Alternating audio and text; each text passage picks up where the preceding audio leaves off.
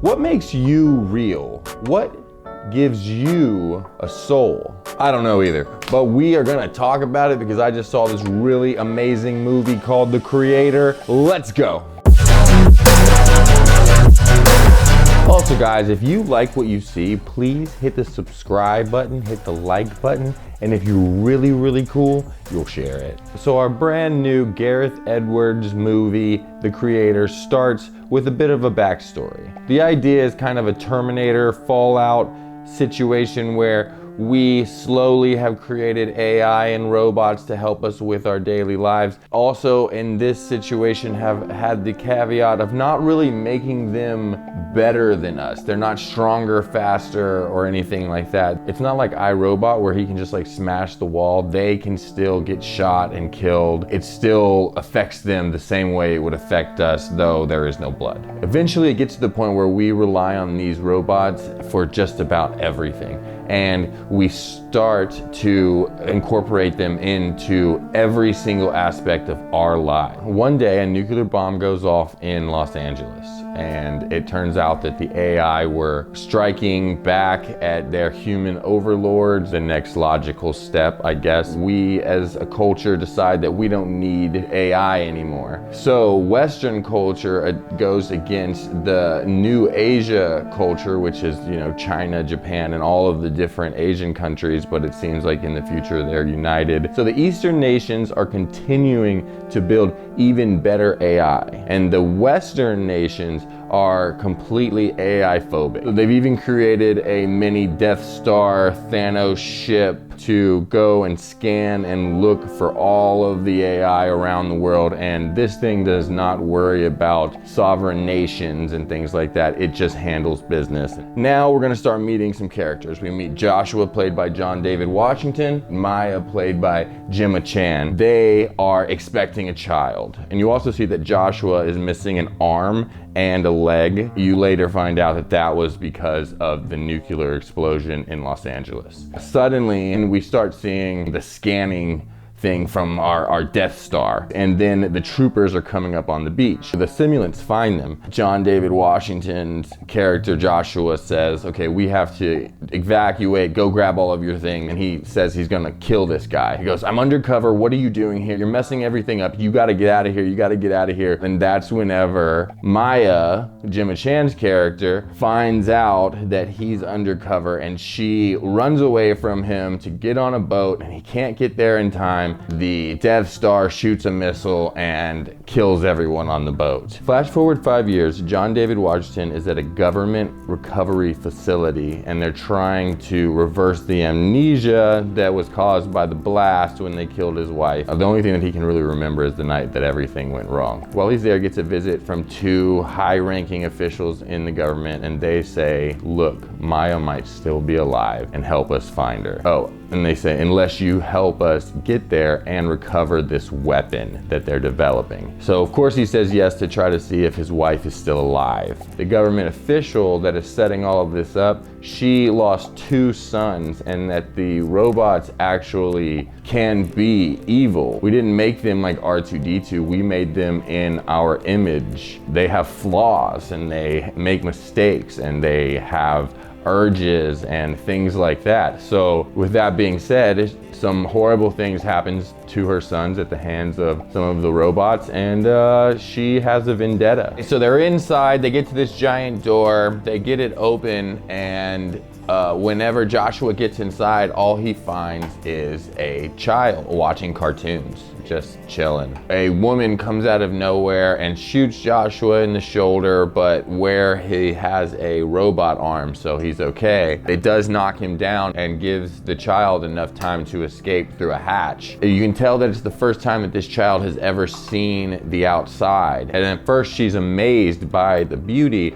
but she eventually sees all of the destruction that's happening because of the war zone that's being created because of this AI human war that's happening. He also goes up this shaft, gets out, but just in time, the giant Death Star thing to shoot a missile and destroy the village that was on top of this hidden base. Whenever we see Joshua again, you see that he found a boat. He must have just hobbled into it and let it just float downstream. The child is just watching him, and at first he's like, get out of here, get out of here. Eventually grabs the child, and you can tell is thinking that this is still the weapon. And he finds his friend that used to work with him while he was undercover, who helps him try to figure out what's going on with this robot child. They've never seen a child before too. It's something that they don't really even mention, is that they've never seen a robot child. You would have to make a child and it wouldn't grow. People are kind of amazed by it whenever they see her. This little girl is actually very aware of her situation, but she's still a little girl, so she doesn't understand like that it's like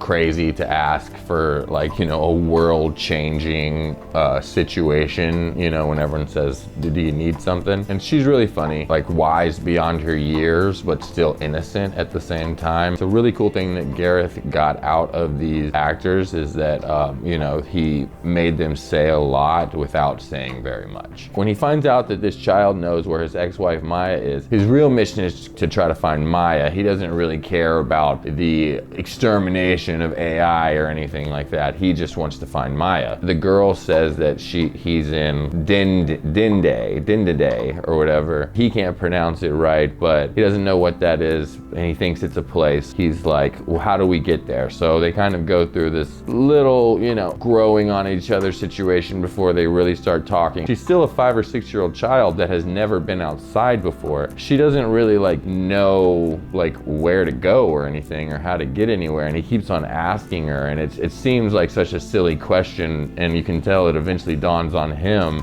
that he not only is like expecting a lot out of this child because she is not a regular child, but also he says a lot of things like you don't kill an AI, you turn it off, so it's not the same thing. And that's, you know, for an AI, that must be absolutely awful. The prejudice against AI is very, very prevalent throughout this movie. They end up going through a bunch of trials and tribulations where they find out that Alfie, which they eventually name the child, her name is Alfie, has this power where she can control all machines, and it's only going to grow and get better as she ages. Whatever this new technology is actually grows. So this child will actually grow and age just like a regular person. So now it is truly in our image. Using this newfound power, they get through all of the trials and tribulations until they finally find their way to a monastery where we find out that there are AI monks. There are monks that have made the decision to follow faith even though they know who their creator is.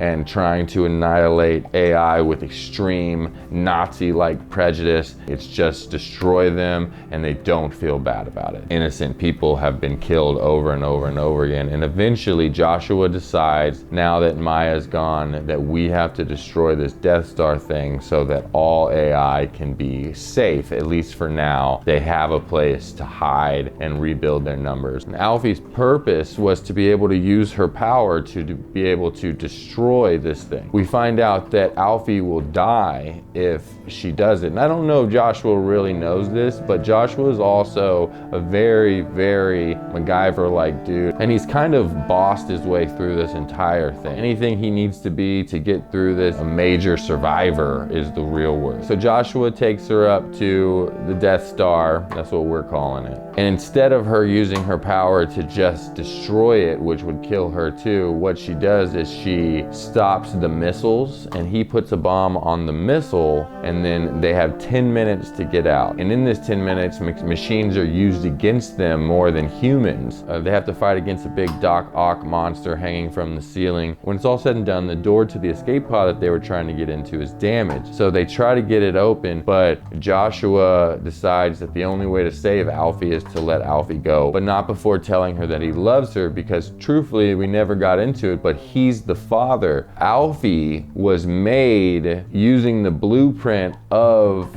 the baby that was inside of Maya. So in a weird way, that is Joshua and Miles' child. So Maya gets her brain uploaded into a simulant's body that had used her face. Whenever you can donate faces, this simulant had used her face. Alfie had tried to upload her mind into this body, but didn't have enough time to see if it actually worked. So when John David Washington is walking through this, in a strange way, kind of a Garden of Eden in space, and he sees Maya pop up. And the last thing you see is the creators, and they get to see each other one last time before it blows up. Overall, this is a fantastic movie. It's that sci-fi samurai movie that we honestly didn't know we wanted, and thank God it's here. I'm a big fan of it. There are moments that I think that it moves a bit slowly, but at the same time, I think that those are the little things that make a movie into an amazing film. Okay, if you've made it this far, definitely hit the subscribe button because you're a fan. I mean, let's admit it. You've gone this far with me. You are a fan. Click the button, click the like button, hit the bell. The bell. That's crazy. The ding ding. You ding ding on that bell right now. You do it. You do it for our friendship. So this week, the movie to watch, everyone, is My Cousin Vinny. Joe Pesci, Marissa Tomei won the Oscar. This is an amazing movie. I've seen it a billion times. I feel like it's lost on a certain generation. I don't feel like any of the newer people are watching it. Just so funny. It has Ralph Macchio in it.